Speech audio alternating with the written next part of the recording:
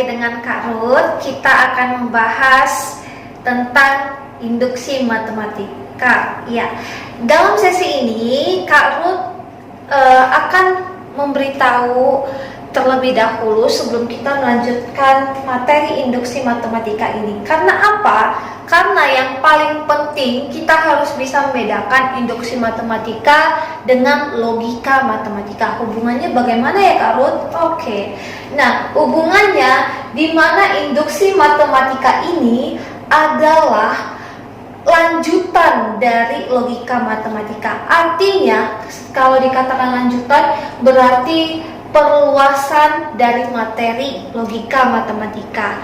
Nah, seperti kita ketahui bahwa logika matematika itu berarti terdapat beberapa pernyataan di mana pernyataan tersebut belum diketahui nilai kebenarannya. Apakah nilai kebenarannya benar atau salah? Dan kita belum ketahui bagaimana kesimpulan dari beberapa pernyataan yang ada.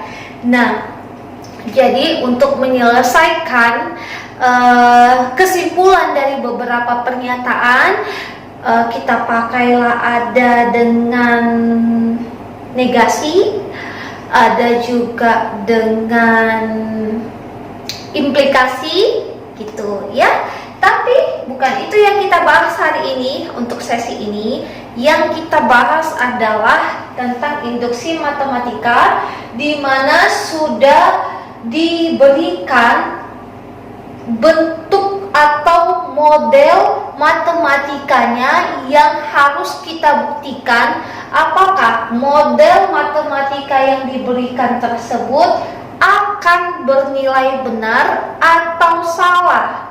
Ya, dengan syarat-syaratnya, dengan pemisalannya, N-nya itu digantikan dengan nilai 1, 2, dan seterusnya.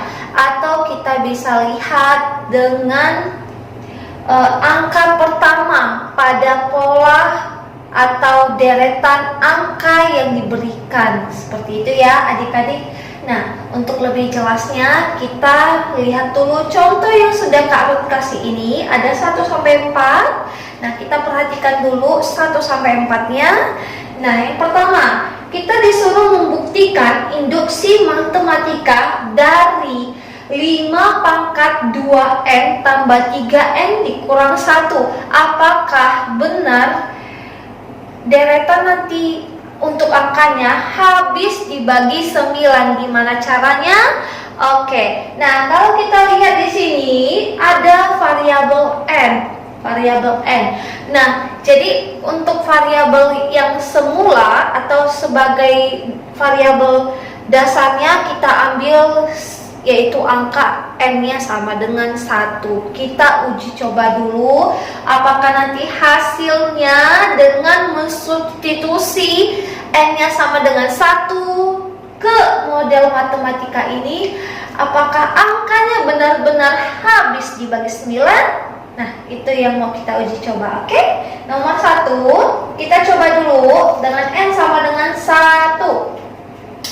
Maka di sini fokus ya kita ke model matematikanya. Berarti ganti n-nya dengan 1. Jadi ini diganti dengan 1. Ini diganti dengan 1 ya. 5/2 kali 1 berapa adik-adik? 2 ya.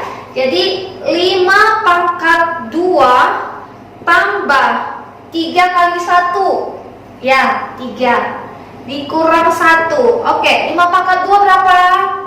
Ya benar, 25. 25 ditambah 3 berapa? Ya, 28. 28 dikurang 1 berapa? Iya, 27. Nah, kita sudah dapat nih hasilnya 27. Sekarang kita lanjutkan untuk langkah berikutnya, di mana kita akan membuktikan apakah angka 27 itu dapat dibagi habis dengan 9, artinya dibagi habis dengan 9, sisanya sama dengan 0. Jadi hasil pembagiannya nanti tidak berupa bilangan desimal ya, tetapi bilangan bulat atau bilangan real yang positif ya. Oke, jadi ini kita lanjutkan. Berarti 27 apakah benar bisa dibagi 9? Oke, berarti kita buktikan dengan perkalian 9. Perkalian 9 kali 1 9, 9 kali 2 18, 9 kali 3 27. Oke, ternyata bisa loh adik-adik. Nah, kalau dia 9 kali 3 sama dengan 27, apakah sisanya sama dengan 0? Ya, jelas. Karena apa? 3 kali 9 tadi kan 27. Maka 27 kurang 27 hasilnya 0. Jadi, terbuktilah bahwa model matematika dengan kita gantikan variabel n-nya dengan bilangan bulat positif atau bilangan real, maka dapat dibagi 9, habis dibagi 9. Jelas? Oke. Lanjut nomor 2, nomor 3 dan nomor 4 mengikuti polanya deretan angkanya. Nah, kita lihat dulu contohnya angka 1 nih. Angka 1 kalau kita substitusi ke rumusnya, ini rumusnya sudah diberikan. Nah, rumusnya 1 per n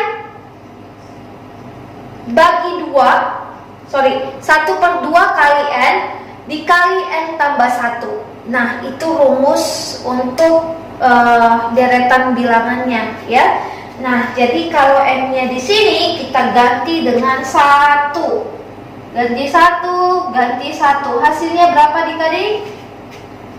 Iya, setengah kali 1.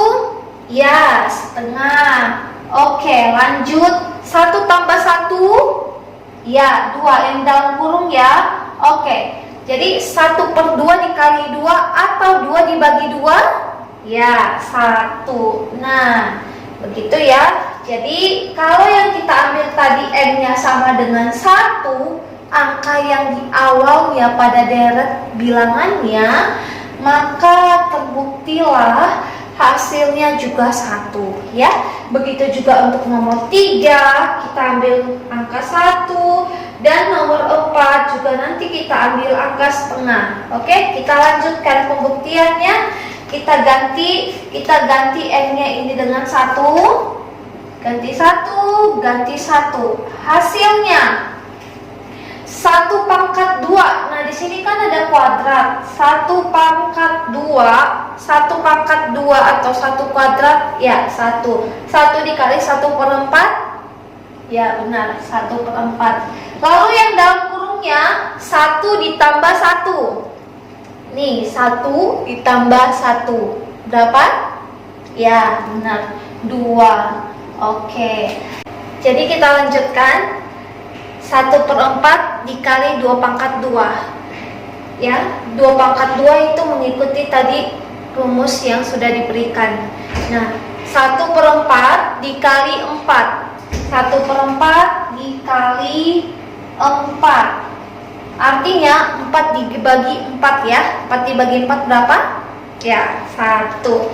Nah, jadi terbukti bahwa dengan n-nya sama dengan tadi 1, maka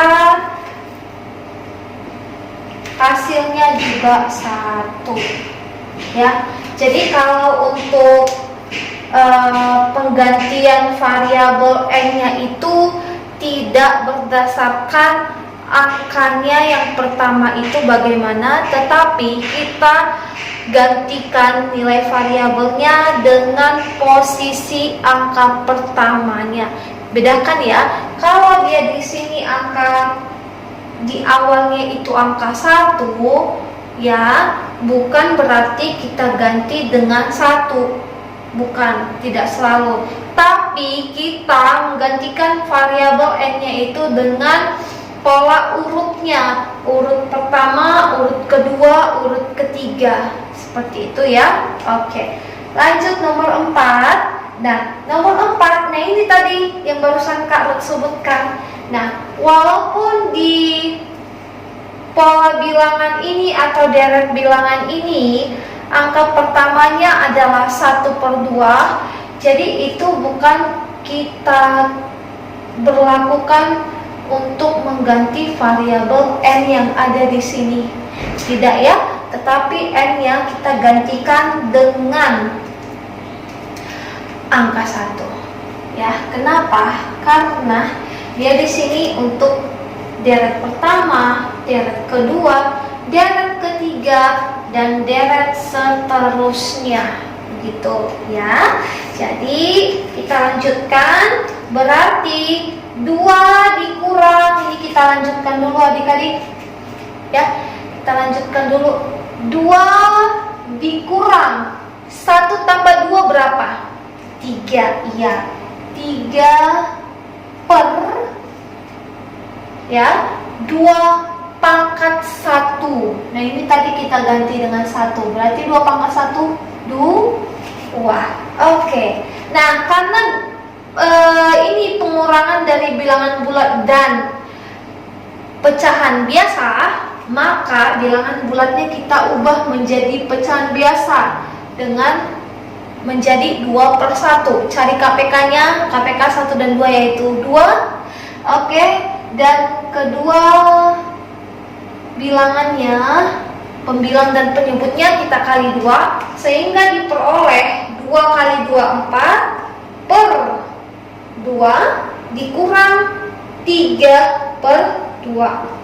Hasilnya 1/2. Nah itu tadi yang Kak Ruth bilang. Jadi hasil yang kita dapat dari rumus matematika yang sudah diberikan ini, kita buktikanlah untuk pola angka yang pertama, apakah dia benar-benar menunjukkan angkanya yang sesuai atau tidak. Begitu. Oke? Jadi dari induksi matematika ini kita melihat dengan jelas apakah model matematika yang diberikan itu bernilai benar atau salah dengan cara pembuktian kita substitusi variabelnya dengan mengikuti urutan angka, urutan 1, kedua, ketiga, dan seterusnya. Jadi tidak berpatokan dengan urutan angka pertama itu dengan angka berapa ya, bukan itu. Oke? Nah, untuk hasilnya barulah kita buktikan benar nggak angka 1/2. Ternyata benar. Begitu ya adik-adik. Jadi Kak Ruth harap kalian tidak bingung lagi untuk induksi matematika. Justru dengan induksi matematika ini lebih mudah dari logika matematika, padahal ini adalah perluasan dari logika matematika. Oke, nah sampai ketemu di pertemuan selanjutnya dan selamat belajar.